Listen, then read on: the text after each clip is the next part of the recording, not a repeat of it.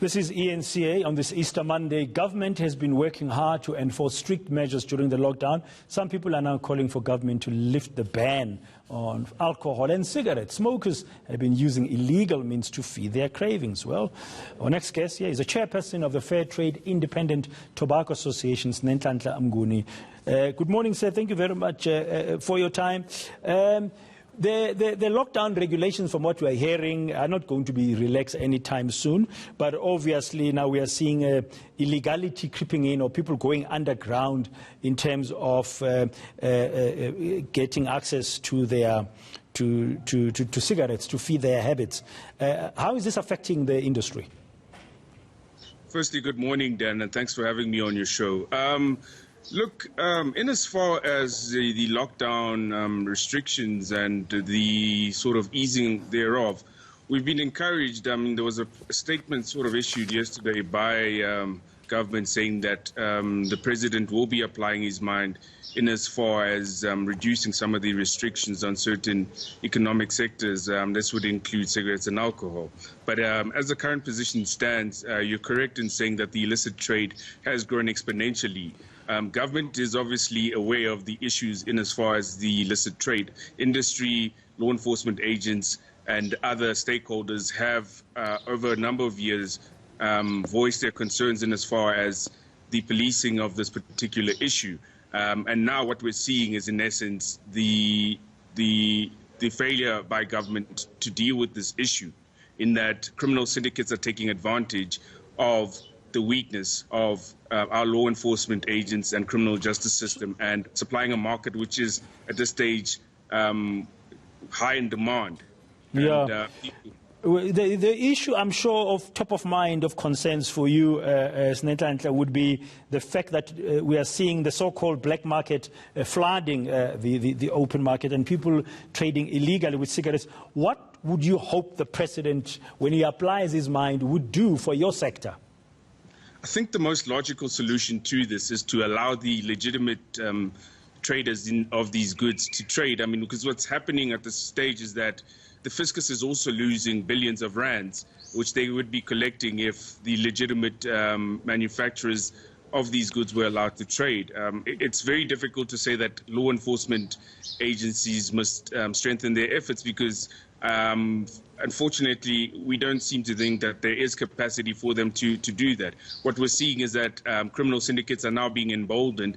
I mean, we are receiving unsolicited messages on WhatsApp, for instance, with people offering the sale of these goods. And in fact, it goes even beyond the so-called black market, in that some retail groups were also selling tobacco products which were banned. And we have voiced this to government to say this is concerning, in that you're on one hand saying that the sale of cigarettes and other tobacco products is banned, but we're seeing large pharmacy groups selling, for instance, vaping products. How much are we talking about that you say the fiscus is losing?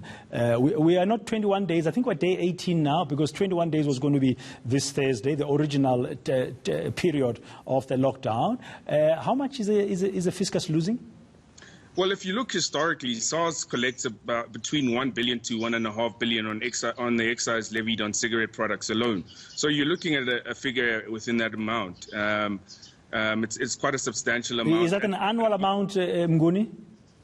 My apologies, I didn't hear that, sir. Is that an annual amount you've just mentioned? No, that's a monthly amount. That's a monthly amount. Annually, it's in the region of about 13 to 15 billion on just excise on cigarettes alone. And that figure was obviously going to grow, given that government, during the national budget speech, announced that they were now levying excise on other tobacco products such as vapes and electronic cigarettes.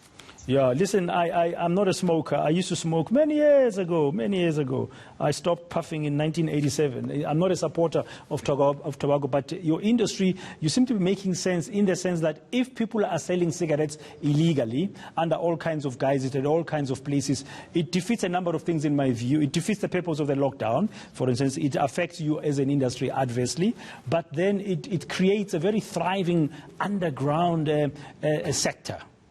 That is indeed correct, and that is what we've in essence advocated to government in advance and said, listen, You know how much you collect monthly from our industry. What you're now in essence doing is allowing other people to trade unlawfully, because the sale of cigarettes has not abated, and people are in essence selling cigarettes now for 3 times the usual market value. And we're saying to government, you're losing so much.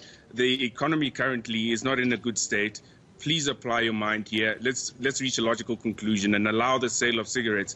It would not in any way affect the current restrictions put in place by government, in that people are already going to retail stores. So in this instance, you would not have people moving all over the country like you currently have, where people are doing or resorting to all sorts of measures to source these illicit cigarettes.